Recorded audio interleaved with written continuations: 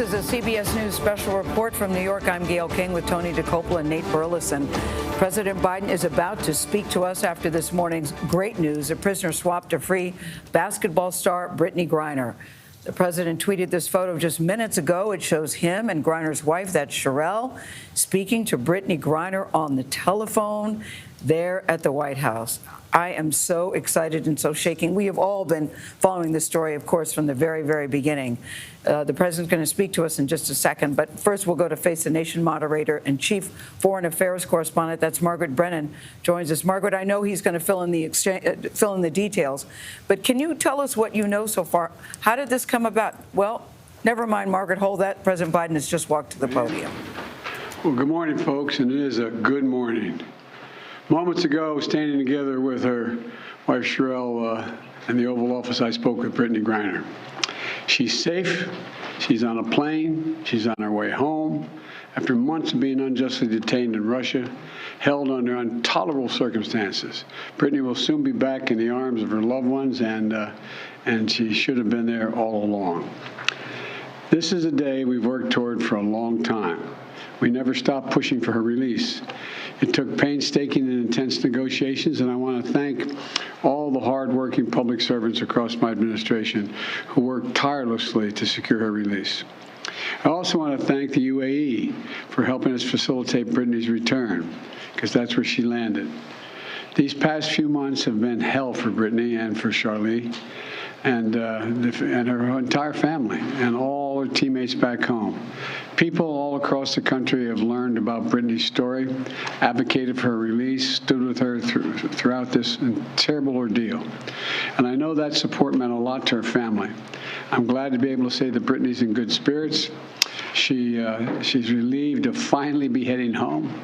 And the fact remains that she's lost months of her life, experienced a needless trauma, and she deserves space, privacy, and time with her loved ones to recover and heal from her time being wrongfully detained. Brittney is an incomparable athlete, a two-time Olympic gold medalist for Team USA. She endured mistreatment and a show trial in Russia with characteristic grit and incredible dignity. She represents the best America, best about America. It is across the board, everything about her. She wrote to me back in July. She didn't ask for special treatment, even though we've been working on a release from the day one. She requested a simple quote, "Please don't forget about me and the other American detainees. Please do all you can to bring us home." We never forgot about Brittney. We've not forgotten about Paul Whelan, who's been unjustly detained in Russia for years. This was not a choice of which American to bring home. We brought home Trevor Reed when we had a chance early this year. Sadly, for totally illegitimate reasons, Russia is treating Paul's case differently than Brittney's. And while we have not yet succeeded in securing Paul's release, we are not giving up. We will never give up. We remain in close touch with Paul's family, the Whelan family, and my thoughts and prayers are with them today. They have to have such mixed emotions today. And we'll keep negotiating in good faith for Paul's release. I guarantee that. I say that to the family. I guarantee you. And I urge Russia to do the same to ensure that Paul's health and humane treatment maintained until we are able to bring him home. I don't want any American to sit wrongfully detained and one extra day if we can bring that person home. My administration has now brought home dozens of Americans who were wrongfully detained or held hostage abroad, many of whom had been held since before I took office. And today, we also remember the other Americans that are being held hostage and wrongfully detained in Russia or anywhere else in the world. Reuniting these Americans with their loved ones remains a priority for my administration, every person in my administration involved in this. And we're going to continue to work to bring home every American who continues to endure such an injustice.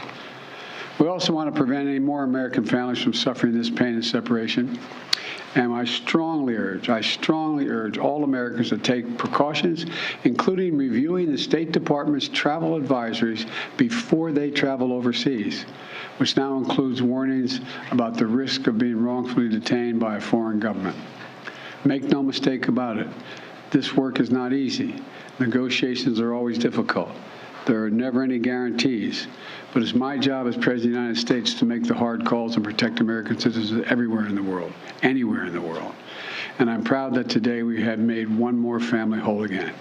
So welcome home, Brittney. And now I'd like to invite Cherelle to say a few words to you all. Of course, she's not excited at all about this. Cherelle, it's all yours, kiddo. Congratulations again. Thank you. So over the last 9 months, you all have been so privy to one of the darkest moments of my life. And so today I'm just standing here overwhelmed with emotions, but the most important emotion that I have right now is just sincere gratitude for President Biden and his entire administration. He just mentioned this work is not easy, and it has not been. There's been so many hands involved, and so I'd like to take a moment to just specifically mention a few. Vice President Harris, Secretary Blinken, Jake Sullivan, Josh Geltzer from the National Security Council, Roger Cartson and Fletcher, Schoen from the Hostage Envoy's Office. A special thank you to Governor Richardson and Mickey, the Mercury Players, the WNBA PA, for your advocacy.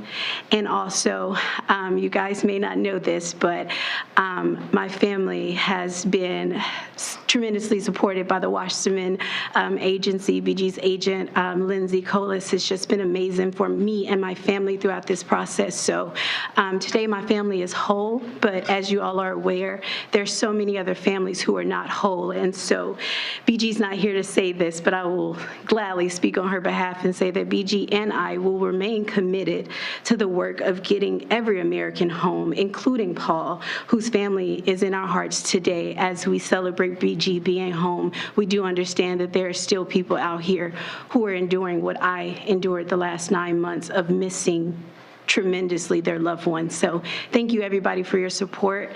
And today it's just a happy day for me and my family. So I'm gonna smile right now. Thank you. Thank you. Thank you all very much. Mr. President, what has Russia gotten in return, Mr. President? What has Russia gotten in return for this prisoner swap? When will Brittney be back in the U.S.? What has Russia gotten in return, Mr. President, for this prisoner swap? Next 24 hours. What do you say to the You just heard Cherelle Griner, Brittney Griner's wife, saying that all she can do right now is smile. That How soon will he be home? Okay. Brittney Griner's wife, Cherelle Griner, was just speaking to us where she said all she can do is smile. Right now, as you see, she feels a state of gratitude, but she also made a point of talking about the Whelan family, that she knows that this is a very difficult situation for them. President Biden also addressed that and said that Paul Whelan has not been forgotten, that the Russians apparently view the Whelan situation very differently than Brittney Griner's. But right now, what we can do right now is celebrate that Brittney Griner is in safe hands. It's only a matter of hours before she will be reunited with her wife, and we are all excited about that. I've spent some time with Cherelle. I know the toll that it's taken on her, that it's taken on Brittney, and it's just so great to have this news to report to you today. Face the Nation moderator, Chief Foreign Affairs Correspondent Margaret Brennan joins us. Margaret? Well, Gail, can you weigh in now on what this all means and what you know? Well, what the president laid out there was just this one-for-one swap. He did not indicate that there's a broader diplomatic opening with Russia. And remember, Brittney Griner's detention coincided with that really major complication of Russia invading Ukraine. And the low in relations has made these negotiations that much more tangled and difficult to get to this point. And it was just over the past 5 months since that offer was put on the table in July that the U.S. and Russia have gone back and forth. And it was the Kremlin that said in the end, no, we will not release both Americans. We will only release one in exchange for Victor Bout, this arms dealer who clearly was highly valued by Russia, and they will now have him back in their custody. And we are already seeing statements from the family of Paul Whelan, that 52-year-old Marine veteran whose family is saying they are so glad. They do not begrudge Brittney Griner her freedom, but they are pressing the administration to, of course, continue to try to secure the release of their loved one. They did point out that this time the White House did let them know in advance that this swap was going to happen. They don't know yet if Paul Whelan has any idea.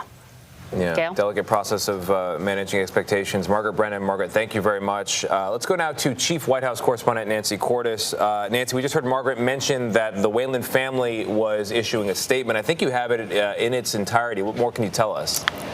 Yeah, it's a pretty emotional statement, Tony. The brother of Paul Whelan, David, starts out by saying that they're so glad that Brittney Griner is on the way home, especially in time for the holidays. Very, very gracious, talking about the fact that the Biden administration made this possible for her. But then the statement takes a turn. He says that the U.S. government did this time let his family know in advance that Paul would be left behind, unlike last April, he says, when they left him there. That early warning, David Whelan says, meant that our family has been able to mentally prepare for what is now a public disappointment for us and a catastrophe for Paul. I don't know, he says, if he's aware yet, although he will surely learn from Russian media. And he expresses concern for his brother's mental health when he finds out about this. Paul Whelan, of course, has been held under punishing conditions for much longer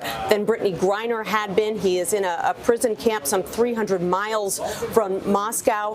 His family was incredibly disappointed when Trevor Reed came home back in April, and everyone at the White House was well aware that his family would be crushed again when they found out that this was going to be a 1-for-1 swap, not the 2-for-1 or 2-for-2 swap that the White House had been proposing early on.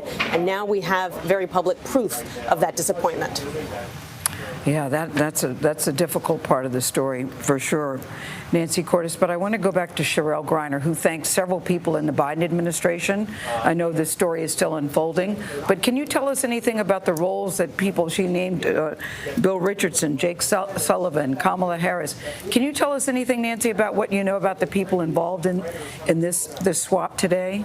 Absolutely. So there is a task force at the State Department that has been established for the sole purpose of trying to negotiate exchanges, deals to bring home the more than 60 Americans that the White House says are wrongfully detained around the world. And obviously, Brittney Griner was at the top of the list of importance to the Biden administration, but she's not the only hostage that they've been negotiating for. Just last month, 5 Americans who were part of the original Citgo 6 that were detained in Venezuela some 5 years ago. They were released in a similar type of deal that sent a couple of Venezuelans back to South America. And so this is an ongoing process. And this time around, the White House made it clear over the summer that they were seeking this deal. They said it publicly because they said they weren't getting any response from Russia through the normal channels. Over the past 2 weeks, there was a rapid increase in the pace of those talks, and now Brittney Griner is